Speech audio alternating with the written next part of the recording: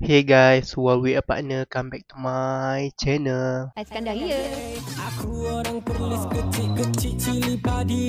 Orang perlis memang fighter, tidak takut mati. Dari Kanga pergi Arau, singgah ke Padang Besar. Rasa laksa Kuala Perlis memang padu gila. Orang perlis mantap sekali. Okay guys, selamat tahun baru, Happy New Year. So, hari ni kita dah masuk tahun 2026, first day. First day masuk 2026. So, konten kita pada pula hari ni. Aku nak keluar, nak pergi beli roti canai.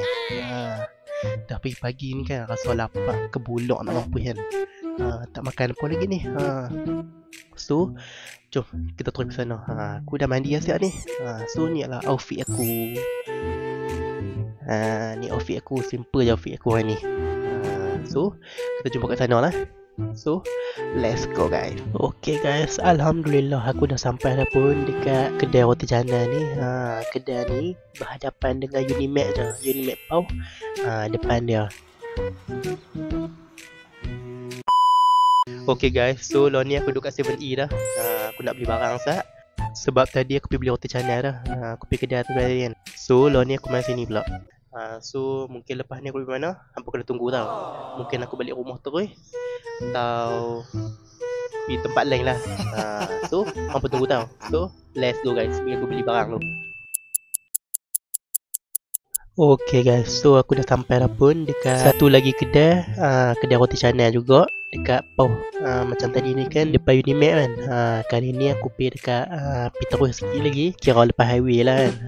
So aku kat sini tujuan apa dia, aku nak pergi beli nasi. Sebab dekat depan Unimax tadi ni tak ada jual nasi, dia jual roti canai saja. So aku terpaksa lah kena pergi sampai sini pula lepas highway ni. So aku rasa video kita sampai sini saja. Jangan lupa like, komen dan share, okay? Aku minta maaf berdampak sebab vlog aku kali ni memang betul-betul pendek lah. Tak sampai 5 minit pun. So kita jumpa lagi di next content tau. Aku nak ucapkan terima kasih kepada hampa klik video ni, kepada hampa yang tengok video ni, tengok sampai habis tau. Kalau ada iklan apa jangan skip, hampa tengok dari mula sampai habis. Semoga hampa dimurahkan rezeki selalu oleh Allah SWT, dipanjangkan umur, dimudahkan urusan. Semoga sukses selalu dalam bina hampa. Sempena New Year ni, semoga kita dapat bina azam baru yang sempurna. Okay guys, so jangan lupa like, komen dan share, okay? Pada hampa yang belum subscribe lagi YouTube channel aku, hampa boleh segera subscribe supaya hampa tak terlepas video-video terbaru by Iskandar. Okay, untuk semua subscribers aku, jaga diri baik-baik tau. Selamat menyambut tahun 2026. Happy New Year. So bye bye guys, Assalamualaikum warahmatullahi wabarakatuh.